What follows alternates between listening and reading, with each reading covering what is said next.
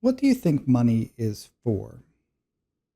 When I was a kid, every dollar I got for my birthday had a single purpose: buying video games. When I was old enough to start mowing lawns and delivering newspapers, the work had a purpose too, still buying video games. Money meant stuff.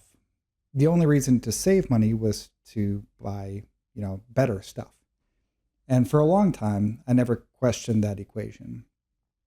Then one day, as a young adult working a near minimum wage job, I bought fast food for lunch, and I realized that it cost as much as I had made in my first hour of work that day.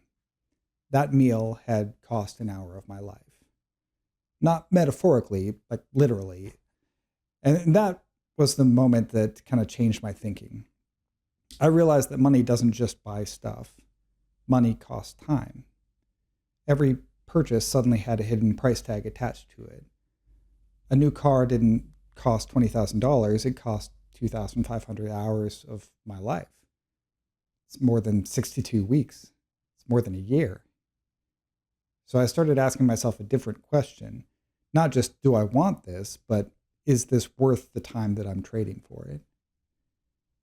Fast forward a few years and a few different jobs, and I was working as an apprentice at a cabinet shop. At the end of my shift, the owner pulled me aside and let me know that he was going to let me go.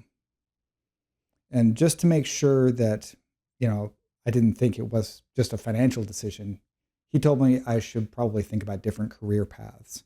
He didn't think that woodworking was for me. So that was devastating at the time, but it taught me a new lesson about money. Jobs are tenuous. You can lose your job at any time. So you have to have a safety net. Money had a new job, providing security. At the time, I didn't have much of an emergency fund, so my wife and I tried to create security in a different way. We started our own photography business. If you're self-employed, you don't have to worry about getting laid off. Well, that's what we thought, until 2020, when the COVID pandemic hit.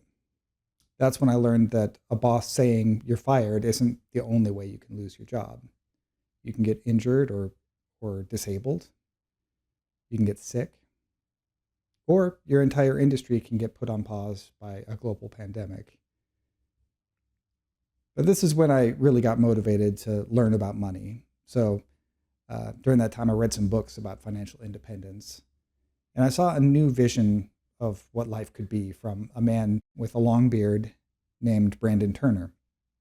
He talked about why he used his money to buy rental properties. It was to buy back his time. His money was making money for him, so instead of being stuck at work, he could be there for every one of his kids' recitals or track meets.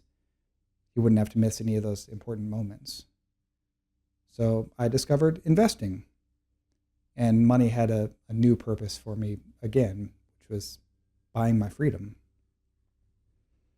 I didn't know that that kind of freedom was possible before that.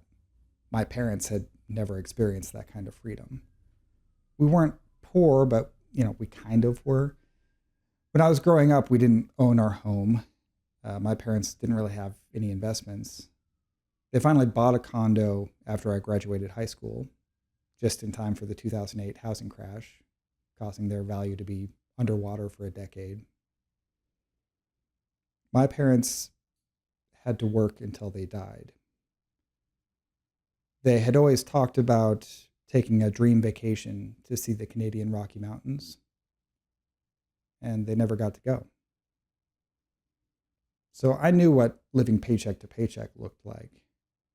I saw my parents working overtime so that their family could get by. And I appreciate the sacrifices that they made for us, but I also grieve the things that they missed out on.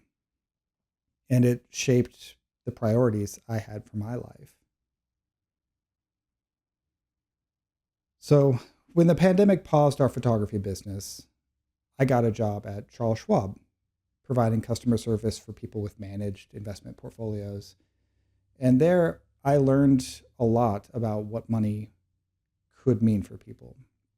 I saw everything from people worrying that they were going to run out of money in retirement to people building their dream homes and starting businesses. I saw that money was a tool to build a life, that it could be used to buy control over your time, to take risks and start new businesses that you're passionate about, or just to provide a safety net and reduce worry. I saw that when money was saved and invested instead of every dollar being spent, it bought freedom. That fall, we were driving home from Colorado with some friends and we hit a deer. We were all okay, but the car wasn't. The car was totaled. So I had to buy a new car. And that led me to reflect on everything I had learned about money. At the basic level, just like my childhood video games, I needed a car and I wanted to buy a car that would be fun to drive. But then I thought about the cost. A $20,000 car would cost about 1,000 hours of my life, at that point in my life. It's almost half a year. I might like the car, but was I willing to give up that much of my life for it? And then I thought about security. If I spent that much on a car, would it mean I no longer had those funds available if I had an emergency? Or what about opportunity costs? If I invested that money instead, it could compound and grow for decades and buy me years of freedom in retirement. And I thought about the kind of life I wanted to live. What is a good life? Is it one where I die with the nicest stuff, drive the nicest car? Or is it one where I have control over my time, where I can spend slow mornings drinking coffee on the deck with my wife and evenings hiking, camping, and drinking beer with our friends? It made me think about my parents and their dream vacation that they never got to take. If I got a cheaper car, what experiences could I afford to have instead? So instead of the nicest car that I could afford, I spent $8,000 on a used Ford C-Max, just a cheap little hybrid. And I put the rest of that money towards my freedom. So I'll leave you with this. Stuff is temporary. Your time on this earth is finite.